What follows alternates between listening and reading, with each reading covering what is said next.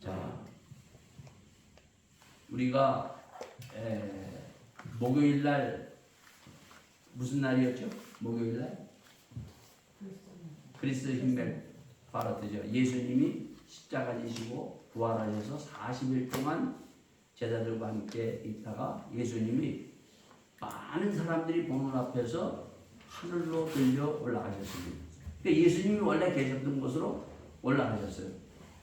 자, 그리고 나서 목요일부터 이제 10일입니다. 10일. 이제 하루 지나고 벌써 3일 됐죠. 오늘 주일 됐죠. 10일 다음 주 주일날까지가 바로 뭔가 하면은 이 10일이 딱 되면은 주일날 성령 강림절이 돼요.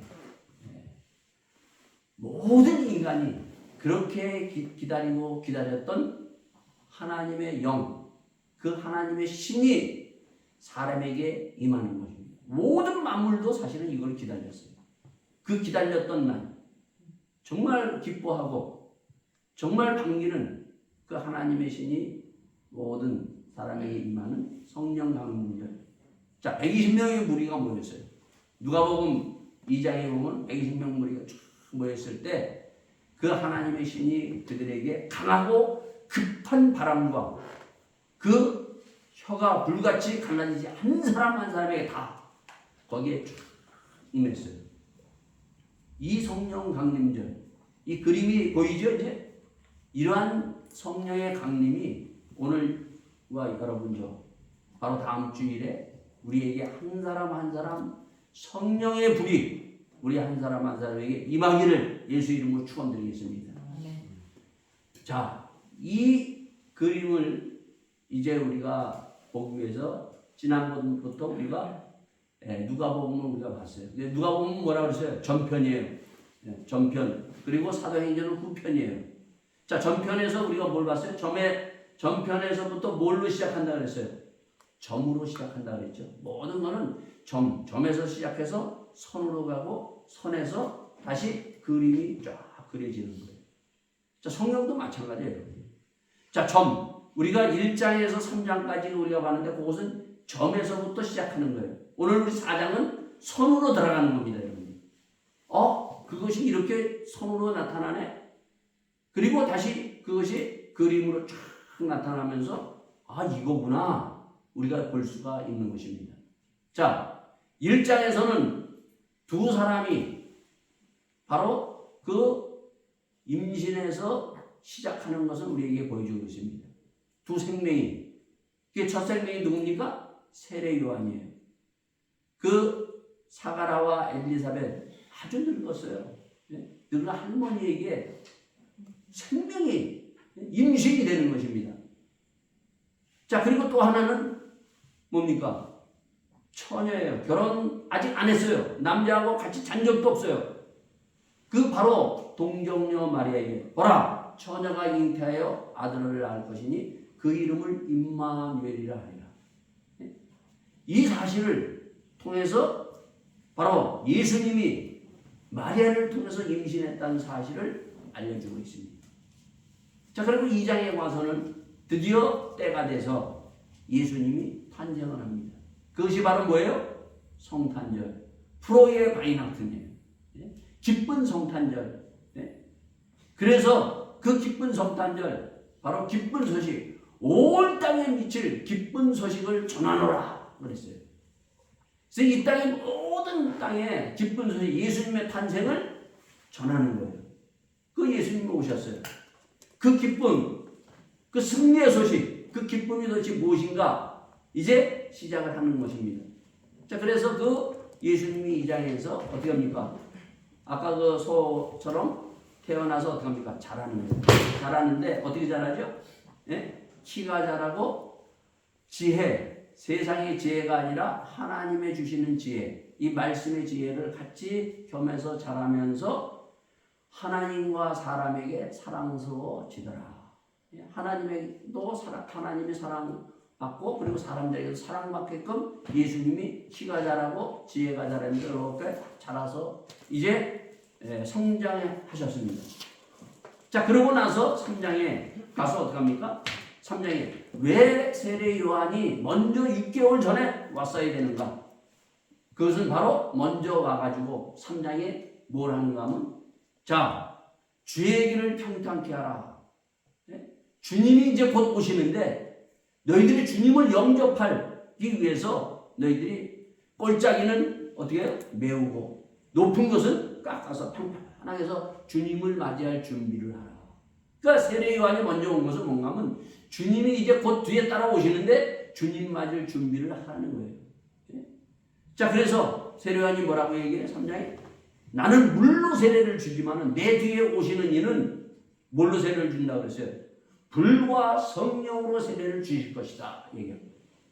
자, 그것이 뭐예요? 사도행전 2장에 예수님이 바로 하늘에서 불이 떨어지고 그리고 성령으로 세례를 주시는으로 그것이 이루어진다는 것입니다. 그렇게 시작이 돼서 바로 사도행전 2장에 이루어지는 거예요. 자, 그러면서 예수님이 바로 요단강에서 기도하시면서 그 세례 요한부터 세례를 받을 때 어떤 일이 벌어져요? 하늘이 쫙 열리고 그리고 성령이 비둘기 같이 예수님에게 앉으시면서 하나님의 음성이 들으면서 이는 내 사랑하는 아들이니라 이렇게 하나님의 음성이 들리는 것입니다. 자, 여기에서 여러분과 저가 우리가 잘 봐야 되는 것은 뭔가 하면 계속해서 지금 누가복음에서 뭘 강조하고 있어요? 지금 이미 좀 강조하고 있는 것이 나와요. 그게 뭐예요? 성령이 지금 강조되고 있어요. 두 번째 뭘 강조하고 있어요? 기도. 그리고 세 번째 말씀, 하나님의 말씀. 하나님의 이 말씀은 능치 못할 일이 없는 일이야.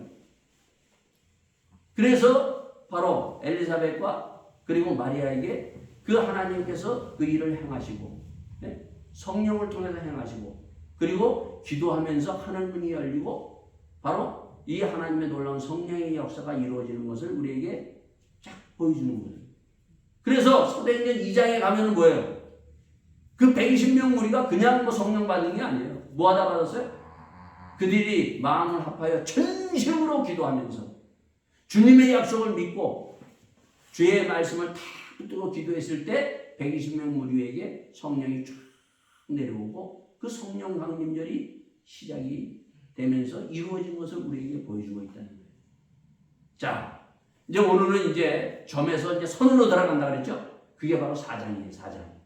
자, 4장 우리 아까 읽었죠? 자, 뭐라고 되어 있어요? 그래서 예수께서 성령의 충만함을 입어.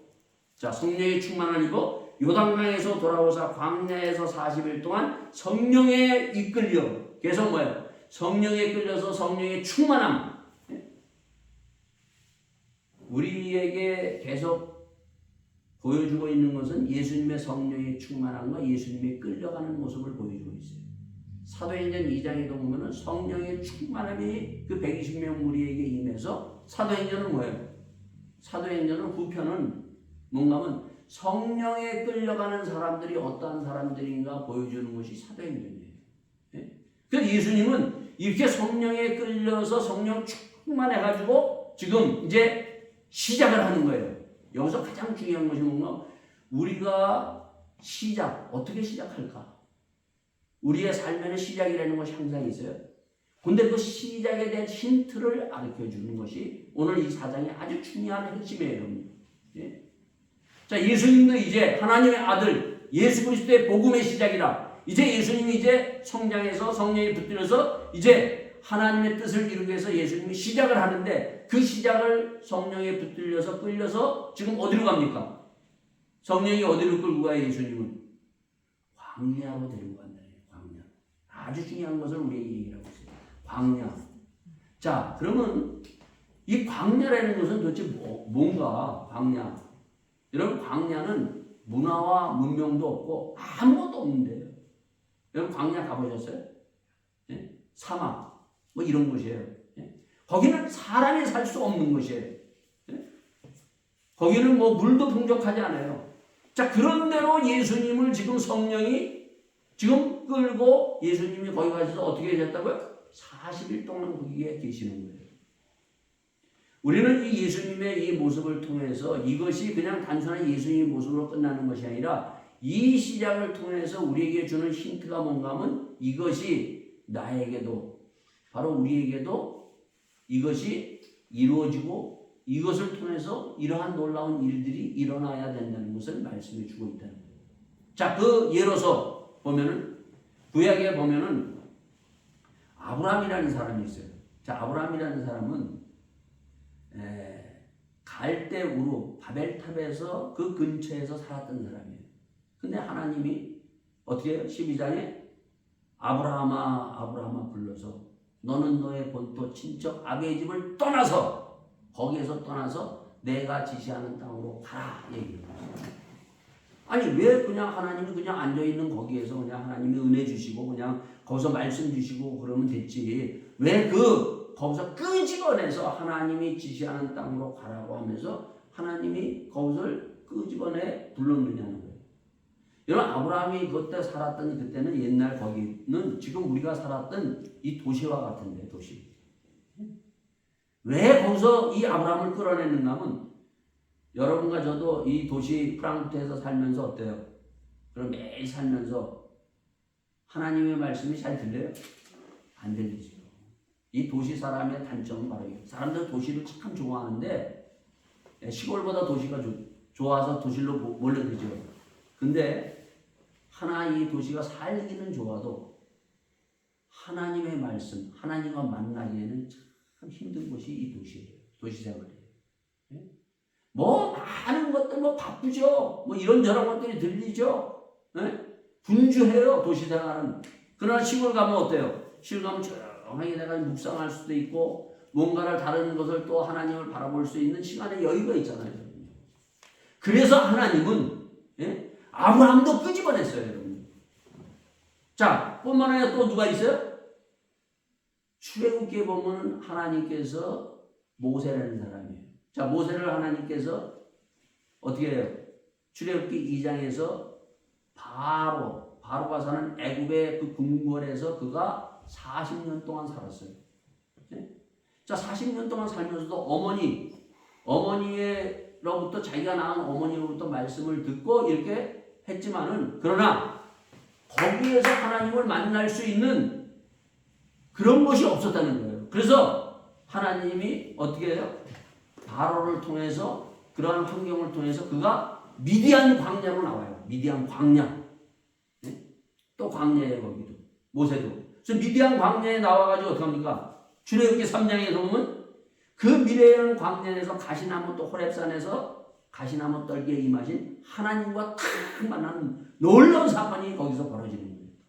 모세도. 그러고 가면 이스라엘 백성이에요. 이스라엘 백성들도 애굽에서 끄집어내가지고 막바로 그냥 가나안 땅에 집어넣으면 되는데 광야 40년 생활을 하는 거예요. 광야. 왜? 문명도 없고 문화도 없고 먹을 것도 없고 그 광야 40년 동안 그들을 하나님께서 끌고 다니면서 그거에서 가르쳐주고 훈련시키는 것이 있다는 거예요. 뭐예요? 하나님을 만나는 거죠.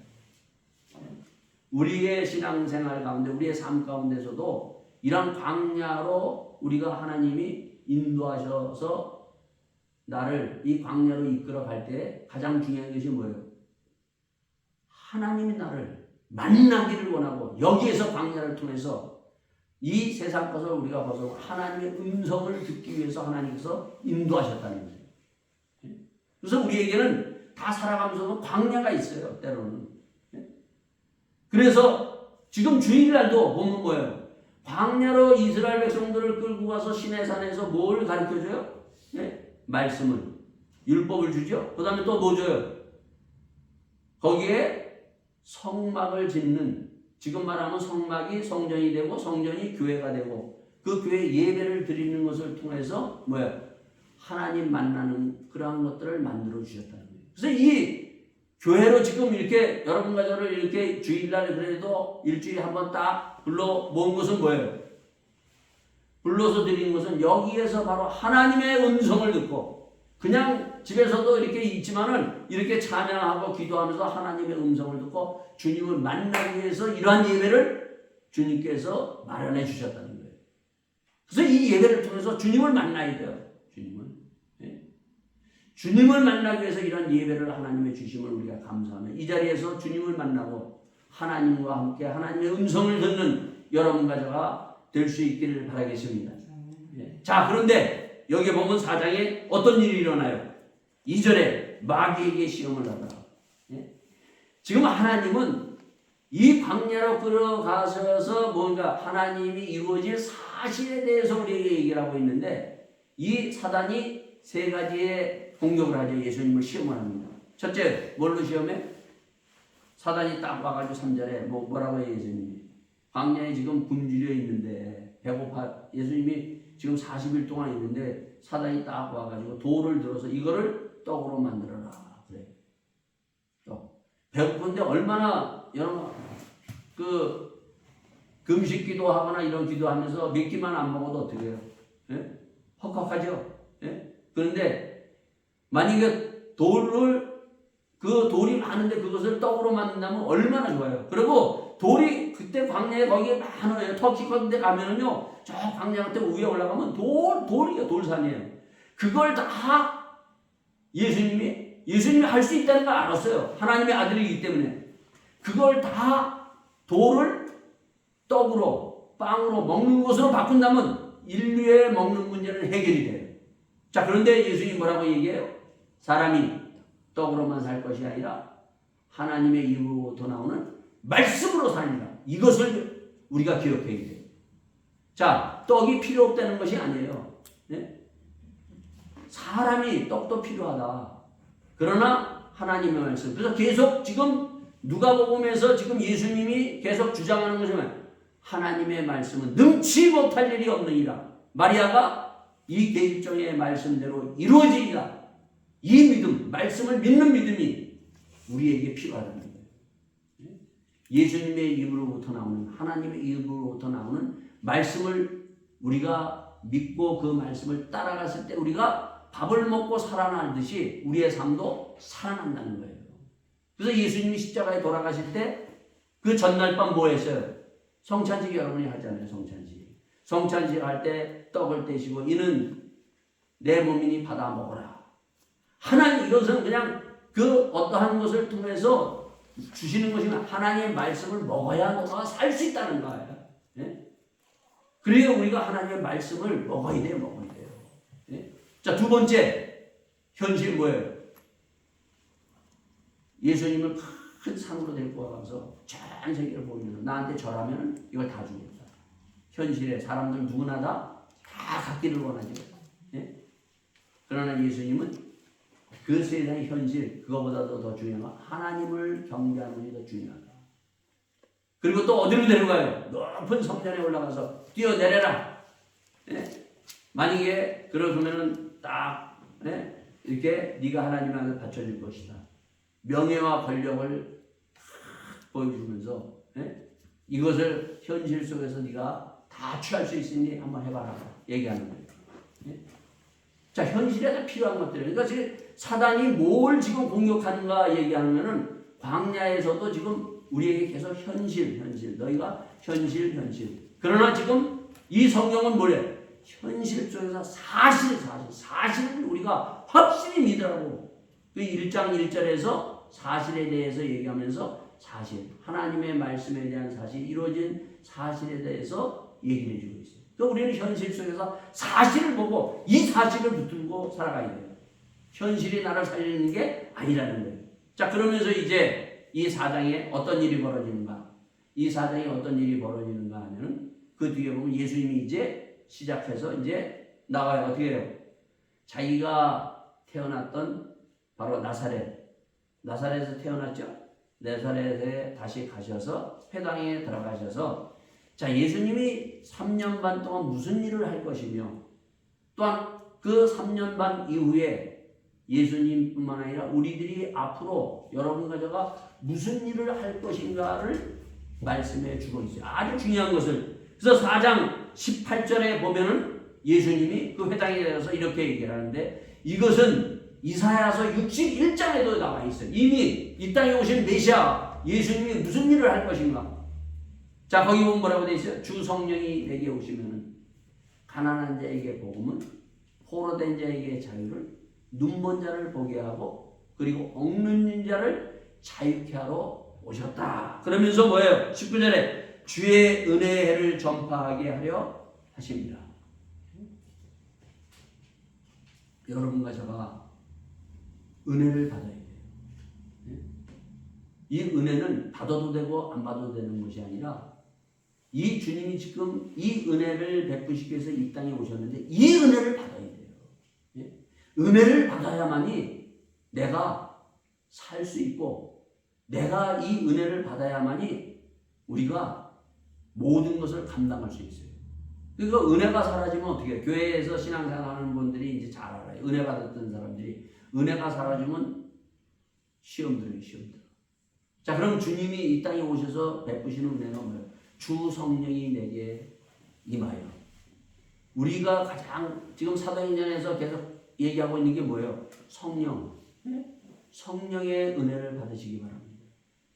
그래서 예수님이 물과 성령으로 거듭나야 된다. 성령의 충만함에 끌려가야 된다. 그리고 이 성령의 역사 속에 들어가야면서 뭐 어떤 일이 일어나요? 바로 가난한 자에게 복음을. 사람들은 이 데어빌레에게 먼저 얘기한다 그랬지 1장에. 이 사람은 다 있는 사람이에요. 그러나 네가 명예와 권력과 다 있어도 너는 가난한 자다. 뭐가 없어서? 복음. 예수가 없는 사람은 가난한 자예요. 가난한 자.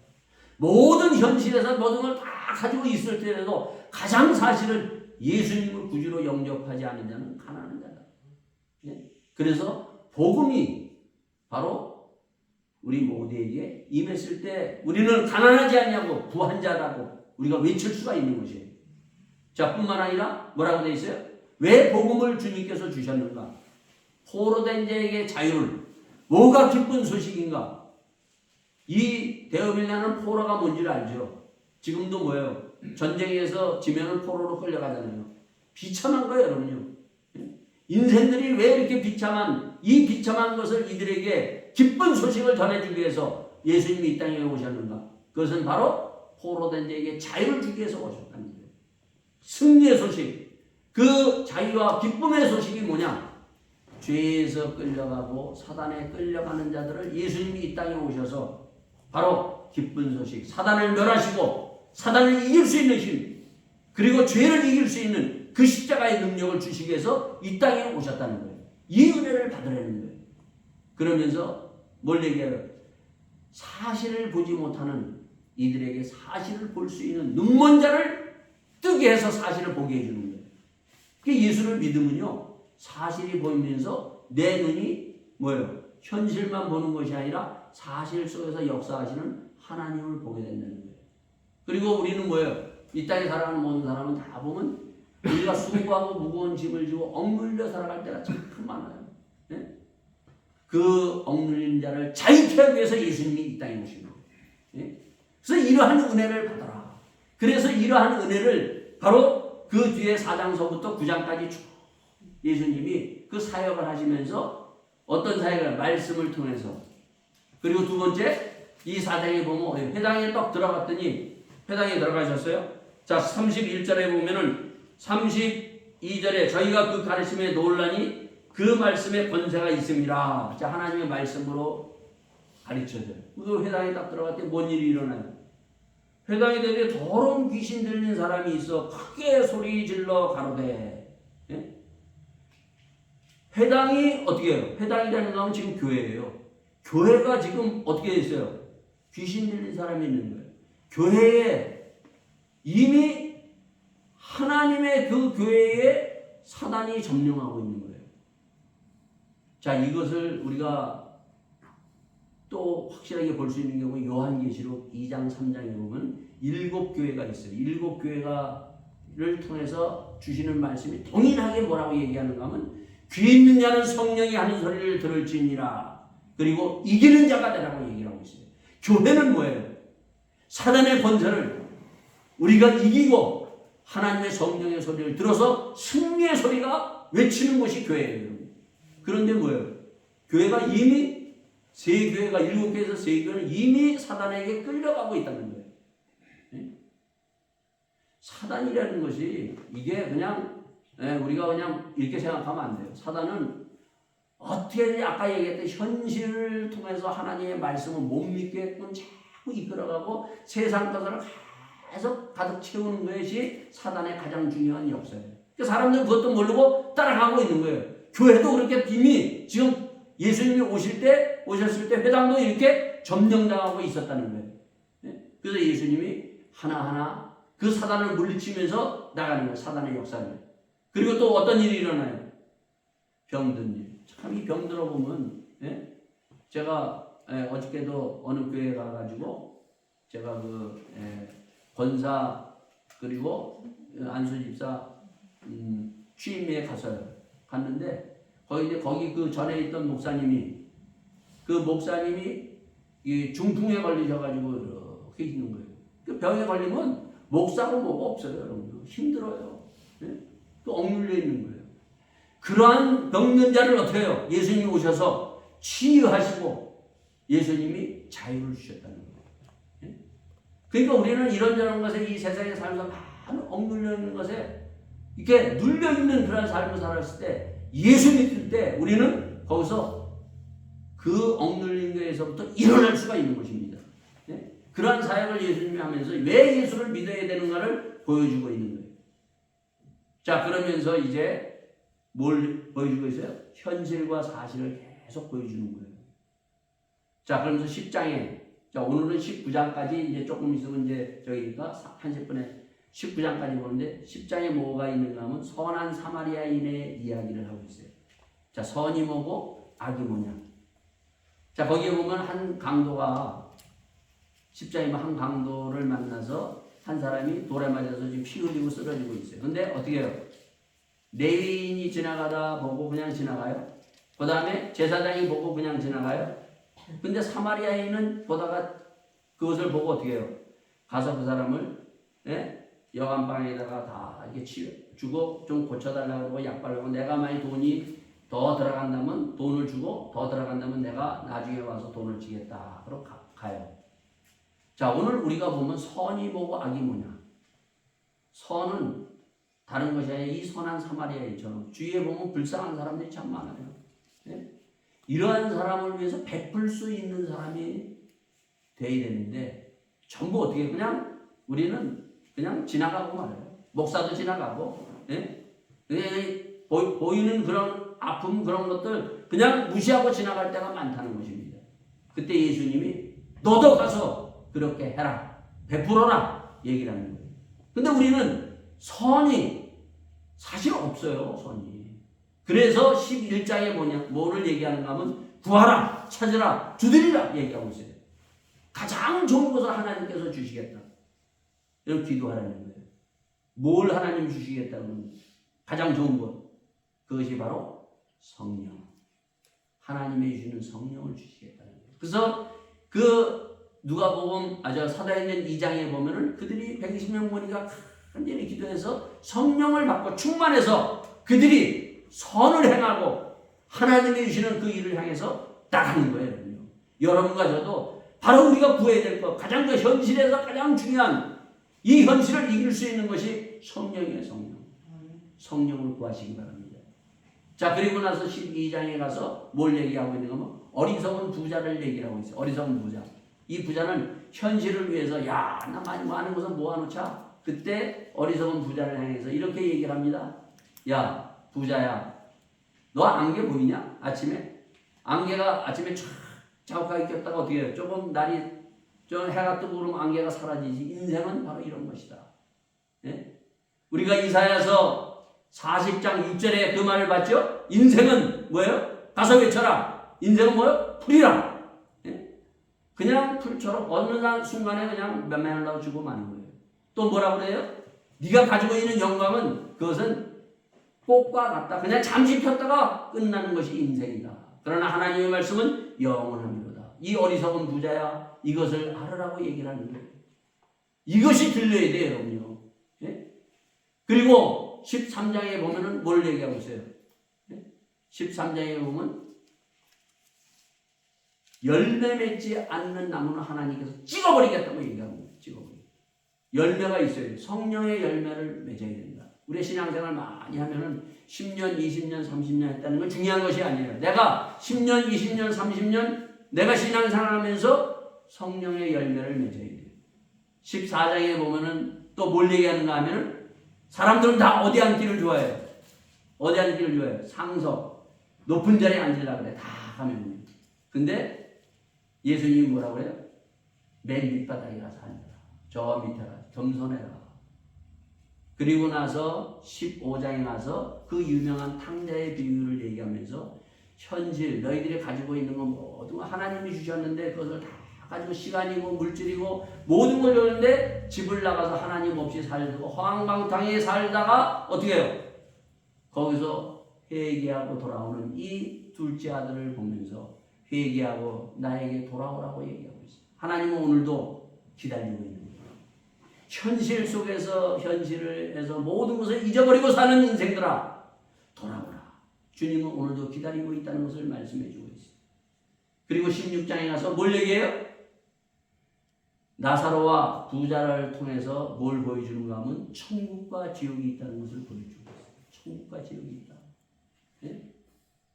직접 예수님이 그걸 보면서 얘기를 하고 있는 거예요. 부자는 어떻게 해요? 현실을 위해서 그냥 모든 걸 살지만은 이 거짓 나사로는 그래도 믿음을 가지고 그 믿음으로 말미암아 천국에 들어가 있는 천국과 지옥이 있다는 것을 보여주는 거예요. 네? 그리고 17장에는 뭘 얘기하냐면 영생이라는 것이 있다는 거예요. 영생이 뭡니까? 묻는 그 바리새인과 서기관을 향해서 나를 따라오라. 주님을 따라오라고 주님께서 말씀해 주고 있어요. 근데 이 현실을 보고 현실에 집착하고 있는 이 사람은 영생이 있다는 것을 알지만은 그러나 주님을 따라가지는 못해요. 사실을 보지 못하고 현실에 집착하고 있는 거예요. 그래서 보여준 것이 바로 뭔가 하면 18장에 뭘 보여줘요? 소경. 예? 그 바디메오 소경이 예수님을 향해서 나사렛 예수여 부르는 거예요. 여러분요. 그때 예수님 오셔서 어떻게 해요? 눈을 띄어주는 거예요. 예? 그 눈을 띄어주면서 그 바디메오 소경을 통해서 뭘 보여주는가 하면 이와 같이 오늘 많은 인생들이 예수님이 누군지 왜 이 사실을 보지 못하고 있는 이들 장님인 것을 말씀해 주고 있어요. 그래서 눈먼 자를 보게 하는 이 복음 하나님의 말씀을 듣고 이 주님을 영접할 때 우리는 사실이 그때부터 보이기 시작하는 거예요. 그 대표적으로 마지막 19장에 뭘 얘기하고 있어요? 여러분이 잘 아는 삭개오 얘기를 하고 있어요. 삭개오. 여러분 삭개오 뽕나무에 올라간 삭개오 다 알죠? 주일학교 애들도 아는 그 삭개오는 어떠한 사람인가 하면 모든 것을 현실을 위해서 모든 것을 목숨 걸고 현실을 위해서 살아간 사람이 삭개오예요. 현실이 나를 살릴 것이다. 현실이 나를 행복하게 해줄 것이다. 그래서 현실을 위해서 그냥 발버둥 치면서 살아가면서 바로 그가 모든 것을 나름대로 얻어서 돈도 얻고 명예도 얻고 다 얻었지만 그러나 그에게 뭐가 있어요? 허전함이. 야 이게 아닌데? 그러는 순간에 예수님이 오신다는 사실을 알고 그래 한번 예수님 한번 볼까? 그래서 뽕나무에 탁 올라간 거예요. 그 올라갔을 때 어떻게 해요? 예수님이 그 길을 지나가시다가 삭개오야 내려오라. 내가 오늘 네 집에 가서 쉬겠다. 그러면서 예수님이 찾아오시는 겁니다. 그러면서 삭개오는 어떻게 해요? 거기서 예수님을 딱 만나는 거예요. 예? 현실만을 살아갔던 그 삭개오가 사실인 그 예수님 복음을 만났을 때 그때 어떤 일이 일어나요? 바로 회개의 역사가 일어나요. 너 왜 도둑질 했냐? 너 왜 그렇게 못쓸 짓 했냐? 말도 안 하셨어요. 주님을 만나니까 그냥 내가 도둑질한 거, 내가 몸부림치면서 다른 사람과 착취했던 것 이런 것들을 다 털어놓으면서 예? 주님을 다 영접하는 예? 그래서 주님이 네 집에 오늘 구원이 임하였느니라. 예? 하나님의 구원, 그 구원 사실이 임하는 놀라운 은혜가 그 가운데 삭개오에게 임한 것입니다. 오늘 여러분과 저도 이 삭개오처럼 주님 내 눈을 열어주시옵소서. 주님 이 기쁜 소식을 내가 주님 영접하기를 원합니다. 주님과 만나기를 원합니다.